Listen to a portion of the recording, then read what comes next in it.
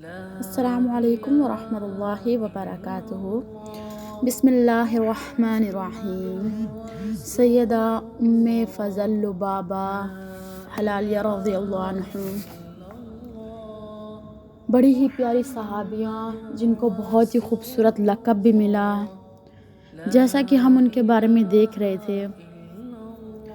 ہم یہاں پر قرآن پاک کی آیت دیکھیں گے جس میں اللہ سبحانہ تعالیٰ فرماتا ہے فَمَا جَزَاءُ مَن يَفْعَلُ ذَلِكَ مِنكُمْ إِلَّا خِزْيٌ فِي الْحَيَاةِ الدُّنْيَا وَيَوْمَ الْقِيَامَةِ يُرَدُّونَ إِلَىٰ أَشَدِّ الْعَذَابِ وَمَا اللَّهُ بِغَافِلٍ عَمَّا تَعْمَلُونَ۔ سورہ بقرہ کی آیت ہے، آیت نمبر 85۔ پھر تم میں سے جو لوگ ایسا کریں ان کی سزا اس کے سوا اور کیا ہے کہ دنیا کی زندگی میں ذلیل و خوار ہو کر رہیں اور آخرت میں شدید ترین عذاب کی طرف پھیر دیے جائیں۔ اللہ ان کی حرکات سے بے خبر نہیں ہے جو تم کر رہے ہو۔ سیدنا عباس رضی اللہ عنہ کے مسلمان ہونے کی علامتیں: ابو لہب جس قدر اپنے بھتیجے کے خلاف بغض و عداوت کا مظاہرہ کرتا تھا، آپ صلی اللہ علیہ وسلم کا دوسرا چچا آپ کے ساتھ اتنا ہی پیار کرتا تھا، اتنا ہی وہ آپ پر غمگسار اور دعوت کے میدان میں مددگار تھا۔ سیدنا عباس بن عبد المطلب رسول اللہ صلی اللہ علیہ وسلم کے مدینہ منورہ کی طرف ہجرت کرنے سے پہلے ہی دائرہ اسلام میں داخل ہو گئے تھے، اور انہوں نے اپنے بھائی کے بیٹے محمد رسول اللہ صلی اللہ علیہ وسلم کے ساتھ اپنے مسلمان ہونے کا صیغہ راز میں رکھنے کی موافقت حاصل کر لی تھی، تاکہ وہ مکہ معظمہ میں رہتے ہوئے اہل مکہ کی صورتحال سے نبی کریم صلی اللہ علیہ وسلم کو آگاہ کر سکیں، قریش کی ریشہ دوانیوں کی اطلاع آپ تک پہنچا سکیں، اور جو کچھ وہ رسول اللہ صلی اللہ علیہ وسلم اور مسلمانوں کے خلاف منصوبہ بندی کر رہے ہیں اس سے رسول اللہ صلی اللہ علیہ وسلم کو آگاہ کر سکیں۔ ہجرت سے پہلے سیدنا عباس رضی اللہ عنہ کے مسلمان ہونے کے بعد بہت سے شواہد پائے جاتے ہیں، جن میں سے چند ایک یہ بھی ہیں کہ عقبہ ثانیہ کے موقع پر کچھ لوگ مدینہ منورہ سے رسول اللہ صلی اللہ علیہ وسلم سے ملنے کے لیے آئے تو سیدنا عباس رضی اللہ عنہ رسول اللہ صلی اللہ علیہ وسلم کے ساتھ تھے، تاکہ انصار سے اپنے بھتیجے رسول اللہ صلی اللہ علیہ وسلم کے حق میں اس بات کی تائید حاصل کریں کہ جب وہ ہجرت کر کے مدینہ منورہ جائیں تو وہ لوگ آپ کی بھرپور مدد کریں گے۔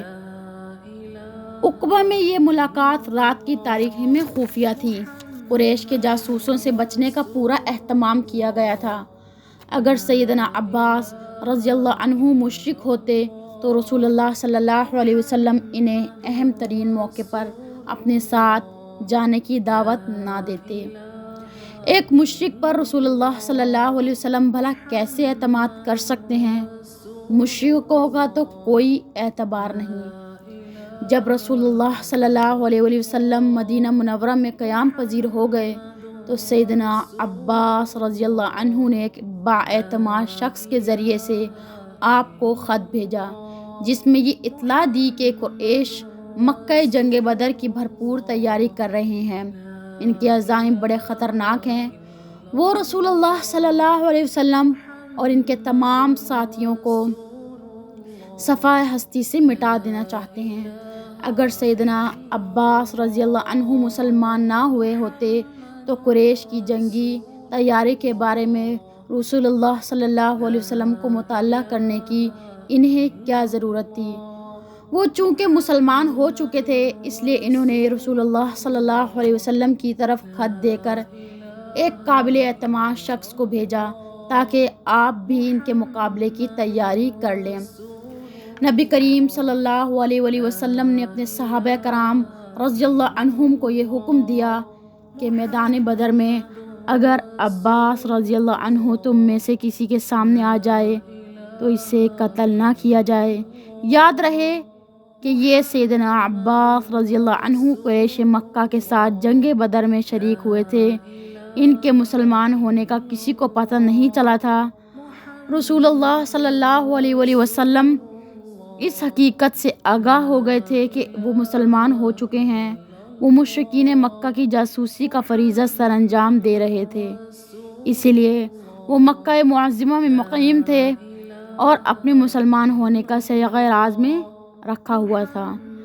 اگر سیدنا عباس رضی اللہ عنہ جنگ بدر کے لیے مشرکین کے ساتھ روانہ نہ ہوتے تو قریش مکہ شکوک و شبہات میں مبتلا ہو جاتے اور سوچنے لگتے کہ دال میں کچھ کالا ہے۔ اسی لیے سیدنا عباس رضی اللہ عنہ قریش مکہ کے ساتھ جنگ بدر میں شریک ہوئے۔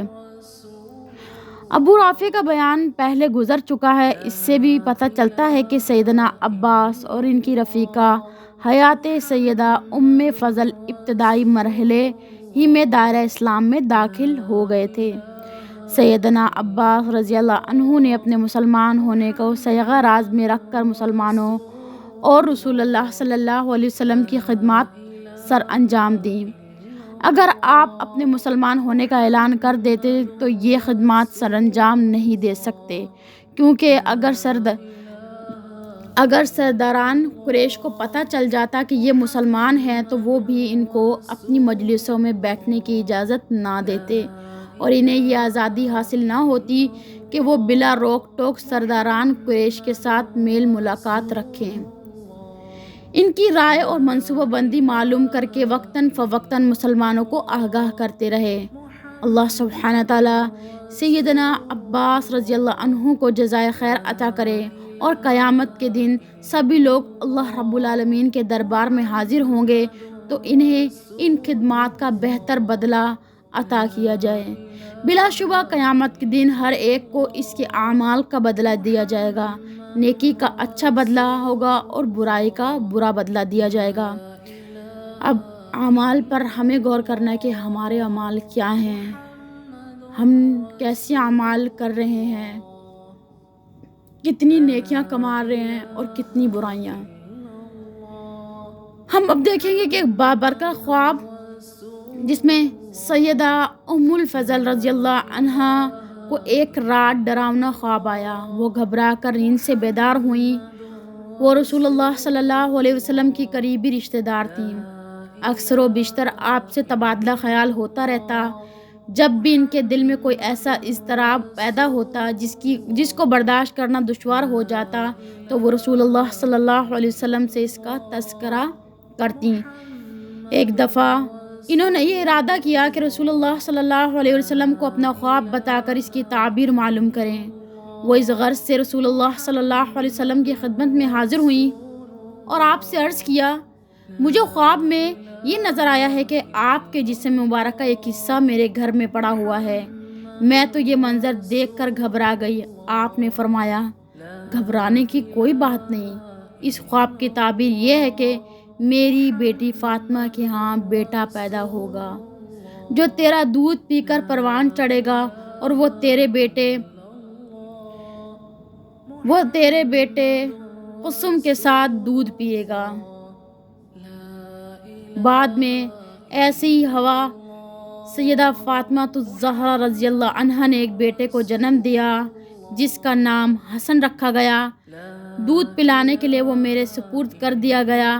جب میں نے اس کا دودھ چھڑایا تو اسے لے کر رسول اللہ صلی اللہ علیہ وسلم کی خدمت میں حاضر ہوئی اور اسے آپ کی گود میں بٹھا دیا۔ اس نے آپ کی گود میں پیشاب کر دیا۔ میں نے یہ صورتحال دیکھی تو اس کے دونوں کندھوں کے درمیان اپنے ہاتھ مارا۔ رسول اللہ صلی اللہ علیہ وسلم نے فرمایا، اللہ تجھ پر رحم کرے، میرے بیٹے کے ساتھ نرمی اور شفقت سے پیش آؤ۔ میں نے عرض کیا، یا رسول اللہ صلی اللہ علیہ وسلم، اپنا بندہ تبدیل کر لیجئے، اپنا تہبند تبدیل کر لیجئے تاکہ میں اسے دھو دوں۔ آپ کوئی دوسرا کپڑا زیبتن کر لیں۔ رسول اللہ صلی اللہ علیہ وسلم نے فرمایا، انما یغسل بول الجاریہ وینزح بول الغلام، بیٹی کے پیشاب کو دھویا جاتا ہے اور بیٹے کے پیشاب کو چھینٹے مارے جاتے ہیں۔ یہ ہم دیکھتے ہیں کہ بیٹی کے پیشاب کو دھویا جاتا ہے اور بیٹے کے پیشاب کو چھینٹے مارے جاتے ہیں۔ ایک دوسری روایت میں صالح ابو الخلیل عبداللہ بن حارث اور وہ سیدہ ام الفضل رضی اللہ عنہ سے روایت کرتے ہیں، وہ فرماتی ہیں کہ میں نبی کریم صلی اللہ علیہ وسلم کی خدمت میں حاضر ہوئی اور عرض کیا کہ میں نے خواب میں دیکھا کہ میرے گھر یا میرے کمرے میں آپ کے جسم مبارک کا ایک حصہ پڑا ہوا ہے۔ آپ نے فرمایا اس خواب کی تعبیر یہ ہے کہ انشاءاللہ میری بیٹی فاطمہ کے ہاں بیٹا پیدا ہوگا جس کی دیکھ بھال تم کرو گی۔ فاطمہ تو زہرا رضی اللہ عنہا نے حسن کو جنم دیا اور اس نے اپنے بیٹے کو میرے سپرد کر دیا۔ میں نے اسے اپنے بیٹے قسم کے ساتھ دودھ پلایا۔ دوبارہ بھی یہی بات کی گئی تھی اللہ کے رسول نے حدیث کی روایت سے۔ تو انشاءاللہ ہم آگے دیکھتے ہیں۔ ایک دن میں نے حسن کو لے کر نبی کریم صلی اللہ علیہ وسلم کی خدمت میں حاضر ہوئی۔ آپ نے اسے پکڑ کر اپنے سینے پر بٹھا لیا۔ اس نے آپ کے سینے پر پیشاب کر دیا۔ وہ پیشاب آپ کے تہبند تک پہنچ گیا۔ میں نے حسن کے دونوں کندھوں کے درمیان ہاتھ دے مارا۔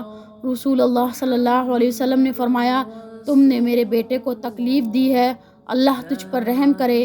میں نے عرض کیا آپ اپنا تہبند تبدیل کر لیں، مجھے دے دیں، میں اس کو دھو ڈالوں۔ آپ صلی اللہ علیہ وسلم نے فرمایا بیٹی کے پیشاب کو دھویا جاتا ہے اور بیٹے کے پیشاب پر چھینٹے مارے جاتے ہیں۔ دوبارہ بھی حدیث کی روح سے بات کی، جیسے کہ ہم نے اوپر دیکھا کہ ایک دوسری روایت میں صالح ابو الخلیل عبداللہ بن حارث اور وہ سیدہ ام الفضل رضی اللہ عنہا سے روایت کرتے ہیں۔ ٹھیک ہے، پہلے ہم آپ کو صحابیہ کی بات بتا رہے تھے اور اس کے بعد حدیث کی روح سے ہم نے بتایا ہے۔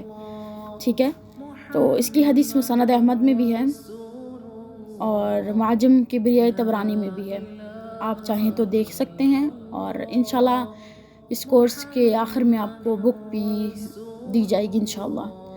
ایک دن میں حسن کو لے کر، جیسے کہ ہم نے پہلے بھی دیکھا، تو ابھی دیکھتے ہیں کہ سیدہ ام الفضل رضی اللہ عنہا خواب کی یہ تعبیر سن کر بہت خوش ہوئیں اور انہیں اس بات پر ندامت ہوئی کہ اس نے خواب کی تعبیر پوچھنے میں تاخیر کیوں کی اور اس خواب سے نبی کریم صلی اللہ علیہ وسلم کو جلدی مطالعہ کیوں نہ کیا۔